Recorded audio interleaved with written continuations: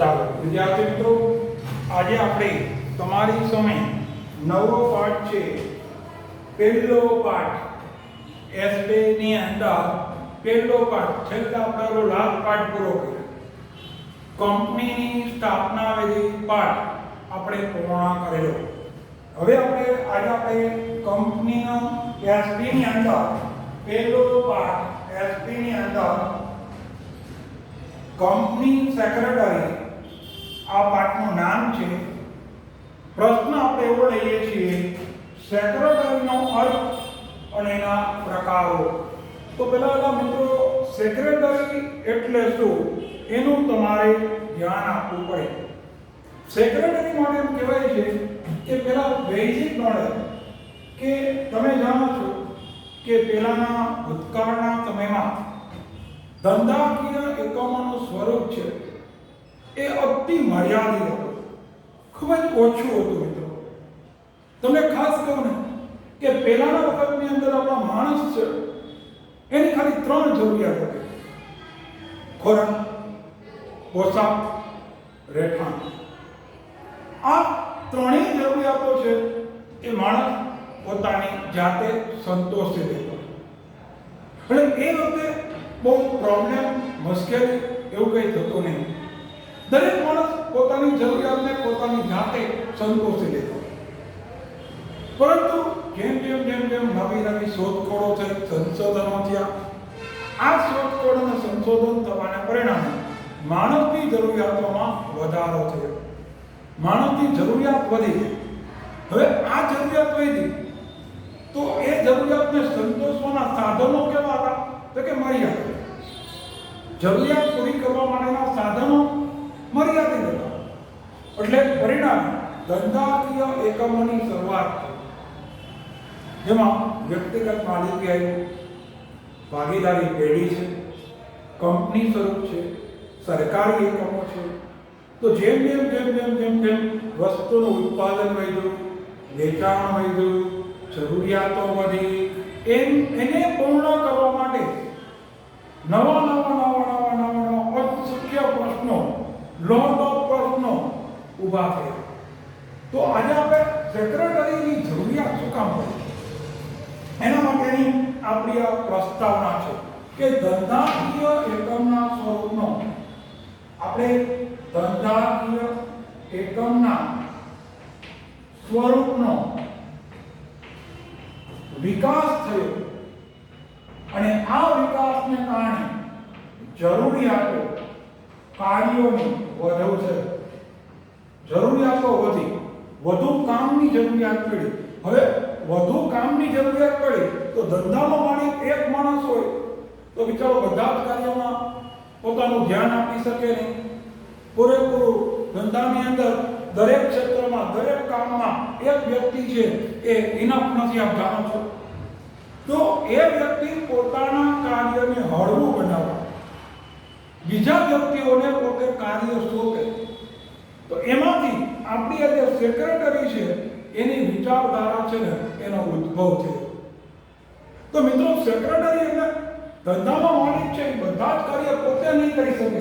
યાદ રાખજો, જરૂરિયાતો વધી એટલે કે માલિક એના કાર્ય ઘટાડવા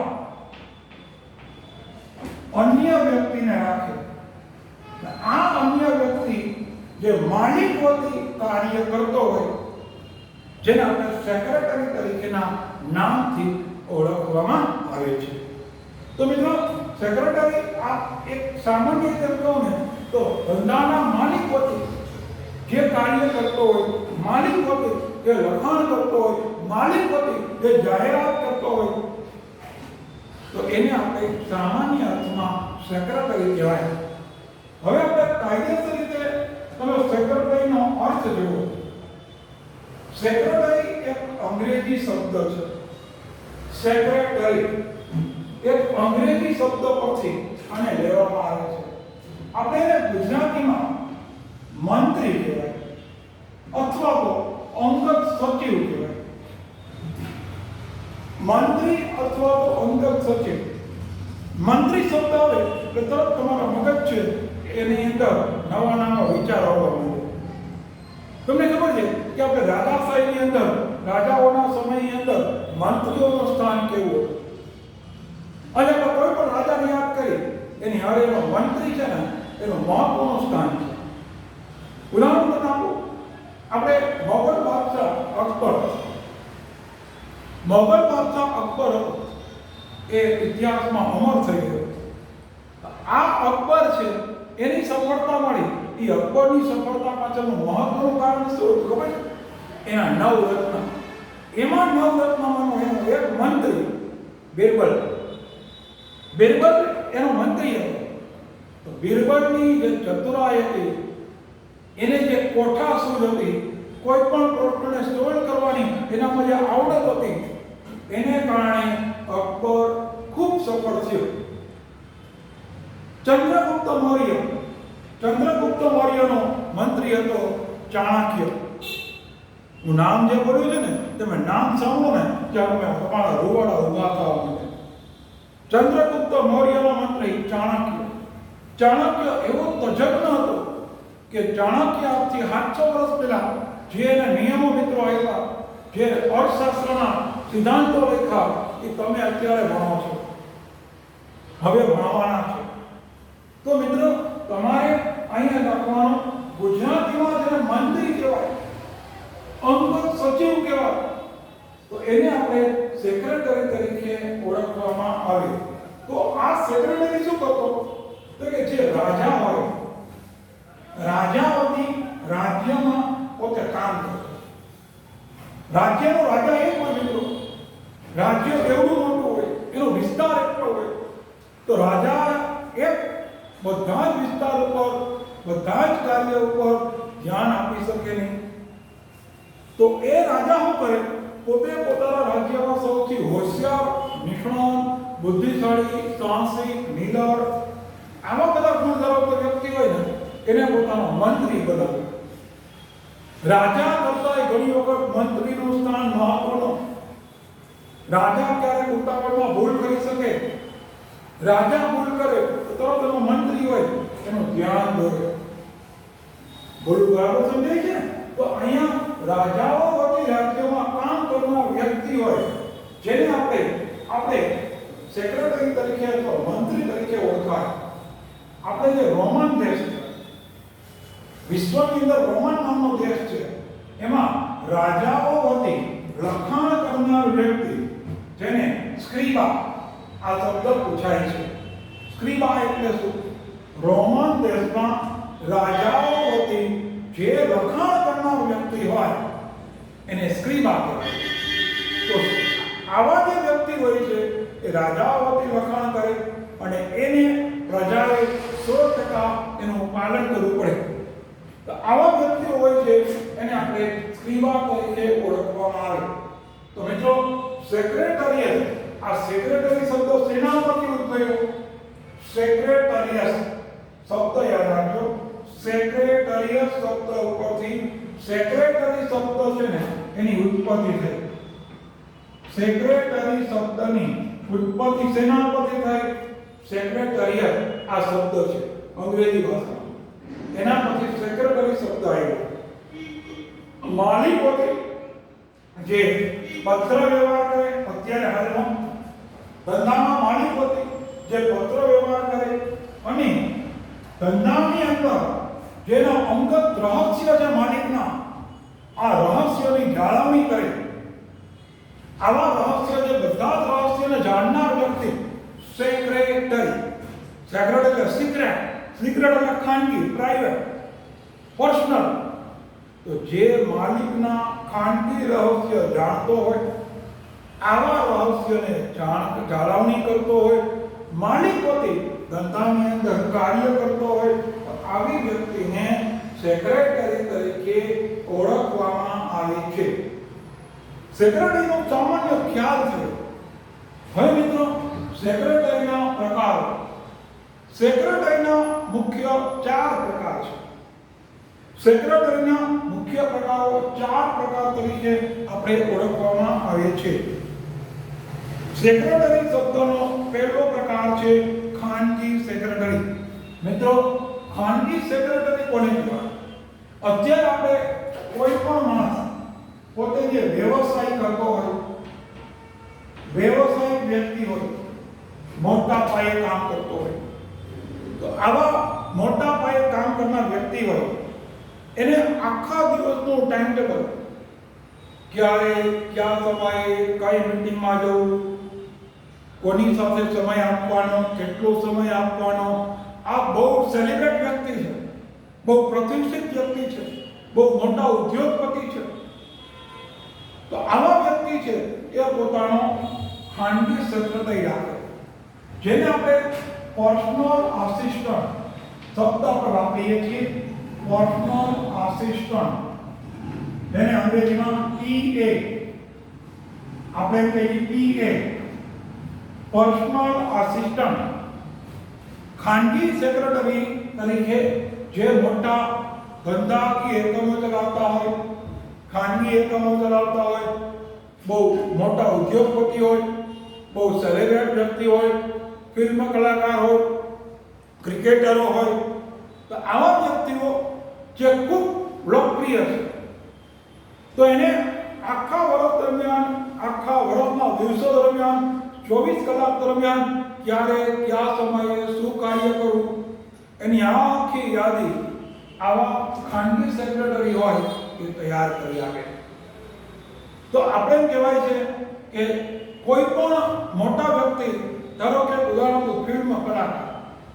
ફિલ્મ કલાકાર અમિતાભ બચ્ચન હોય, તો અમિતાભ બચ્ચનને પિક્ચરમાં કોઈ ડાયરેક્ટરને શૂટિંગની તારીખ લેવી, તો ડાયરેક્ટ અમિતાભ બચ્ચનને કોલ ન કરે, હેલો બચ્ચન કઈ તારીખ આપો છો. ડાયરેક્ટર એ પોતે અમિતાભ બચ્ચનના જે સેક્રેટરી હોય, એનો જે PA હોય, પર્સનલ આસિસ્ટન્ટ, એનો કોન્ટેક્ટ કરે, એને પૂછે કે સરને કઈ તારીખ ફ્રી હશે 2020માં, 21માં. સેક્રેટરી પાસે આખું લિસ્ટ હોય. અમિતાભ બચ્ચનને ખબર ન હોય કે મારે કયા દિવસે કઈ જગ્યાએ ક્યારે શૂટિંગ કરવાનું. જો બોલું બરાબર સમજો, આ ખાલી એક ના નહીં, બધા કલાકારને લાગુ પડે. તો એને પોતાને ખબર ન હોય કે મારે કયા સમયે કોનું શૂટિંગ છે. એનો સેક્રેટરી હોય ખબર નાખીએ કે સર આપણે આ જગ્યાએ શૂટિંગ કરવા જવાનું, આ જગ્યાએ જવાનું, આ જગ્યાએ જવાનું. તો મિત્રો, આ સેક્રેટરી હોય એને ખાનગી સેક્રેટરી કહેવાય. આ ખાનગી સેક્રેટરી છે એનું મહત્વ ખૂબ વધારે છે. એ એની દરરોજની કામગીરી ગોઠવી આપે, કામ કેવી રીતે કરવાનું છે, ક્યારે કરવાનું, ક્યારે કોની પાસે જવાનું, આ બધાની ગોઠવણી આ ખાનગી સેક્રેટરી કરી આપે. બીજો પોઈન્ટ આવે છે રાજકીય સેક્રેટરી. રાજકીય સેક્રેટરી કોને કહેવાય? રાજકીય સેક્રેટરી એટલે આપણા દેશની અંદર પોલિટિક્સ નેતાઓ. આપણો ભારત દેશ છે મિત્રો, એનો નેતા લોકશાહી દેશની અંદર, તો એના જે પર્સનલ આપણા જે નેતા હોય છે, પ્રધાન હોય છે, તો આ પ્રધાન છે એનો જે સેક્રેટરી હોય એને રાજકીય સેક્રેટરી તરીકે ઓળખવામાં આવે. આજે આપણે આ રાજકીય સેક્રેટરી હોય ને, આજે આપણે કોઈ પણ, ધારો કે આપણે ગુજરાત છે, ગુજરાતમાં આપણા માનનીય જે ચીફ મિનિસ્ટર વિજયભાઈ રૂપાણી સાહેબને આપણે મળવું હોય, તો તમે ગાંધીનગર જાઓ, સચિવાલયમાં જાઓ, અને હું કહું તો રાજકોટનો છું અને રૂપાણી સાહેબ પણ રાજકોટમાં છે, ચાલો અમને મુલાકાત આપી દેશે, નહીં બને. તમારે રૂપાણી સાહેબને મળવું છે, વિજયભાઈ માનનીય રૂપાણી સાહેબને, તો તમારે એના માટે એના જે પર્સનલ આસિસ્ટન્ટ હોય, એનો જે સેક્રેટરી હોય, એનો કોન્ટેક્ટ કરવો પડે. સેક્રેટરી તમને સમય આપે કે સર આ સમયે ફ્રી હશે, એ જે સમય આપે એ સમયે તમે એને મળી શકો. કદાચ તમે એની સામે બેઠા હોય, ચીફ મિનિસ્ટરની ઓફિસની બહાર બેઠા અને રૂપાણી સાહેબ નીકળે તો તમને હા એલો કરીને ઊભા નહીં રહે. એના સેક્રેટરી જે કીધું હશે, એના મંત્રીના જે પર્સનલ આસિસ્ટન્ટ જે રાખ્યો હોય એને કીધું હશે, એ મુજબ પોતે મુલાકાત આપશે.